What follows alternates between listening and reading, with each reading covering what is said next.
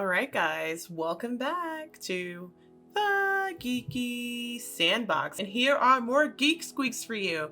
We are still covering more D23. Kevin Feige and a lot of our actors and directors and writers revealed a lot of stuff to us today. Ryan Coogler brought footage for Black Panther Wakanda Forever, which will be out in theaters this November the 11th. And I won't go into details about what all that portrays because I don't want to spoil anything. But they did say they really are excited about what they worked on together. Letia Wright said that she wants everyone to feel proud about what they brought to them. Kevin Feige also brought some sneak peeks of Ironheart, which we know for sure now will be a Disney Plus series. He said it's going to really focus on a cross-section of magic and technology, which I'm really excited to get to know Riri. You guys know how much I love Tony Stark. I love Iron Man. I love Robert Downey Jr. So this character means a lot to me, and then just seeing that legacy carried on through a character like Ironheart, which I've only been able to read about one or two of her comics. I'm interested to see what way they're going to let everyone know who she is. And we've got more Ant-Man and the Wasp Quantumania. Paul Rudd and Evangeline Lilly and Jonathan Majors. They both came up and they were super proud and just freaking out because obviously this is going to be the first film in Phase 5 of the MCU, which I do have a video coming out where I talk about what to expect for Phase 5 and Phase 6. Jonathan Majors was just saying that this is going to be just something we haven't seen before or something we hadn't seen from them. And those are always like really big promises, so I'm excited to see what's going to happen. But they did bring footage from that as well. And we're finally getting introduced to werewolves. We have Werewolf by Night, Gael Garcia Bernal and Laura Donnelly.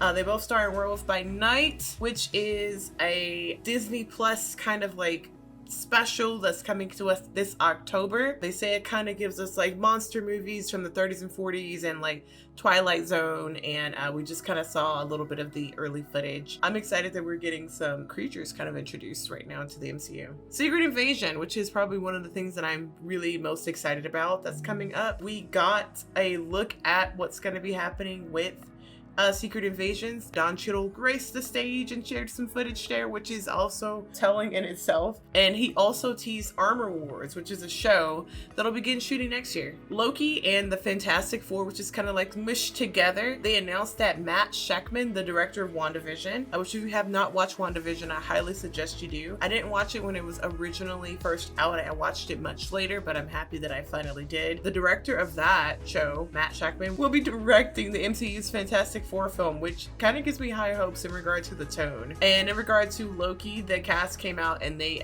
showed the teaser trailer, and it definitely promises more chaos, which I'm excited about. I really enjoyed the first season of Loki far more than I thought I was going to, because I remember reacting to the first teaser and I was like, well, maybe if you're more of a Tom Hiddleston fan or a Loki fan, you're going to enjoy it. And I feel like Loki may not be my all-time favorite character, but like I was so pulled in every single week. It was one of the few Marvel shows that I watched week by week versus letting it all kind of add up and then binging it. Then of course we have Echo. They showed some stuff for Echo. The series kind of gave us a sneak peek of the return of Kingpin. Speaking of Kingpin, Daredevil Born Again. Vincent was back on stage to promote Echo, but also Charlie Cox joined him, and together they showed more footage from what's going to be happening with Daredevil, which is going to be really exciting. Captain America New World Order, Anthony Mackie was there, kind of, showing us what to expect, and Carl Lumbly, who played Isaiah Bradley, and also Danny, who played Joaquin Torres. All those guys were on stage showing us what we can expect with this next Captain America.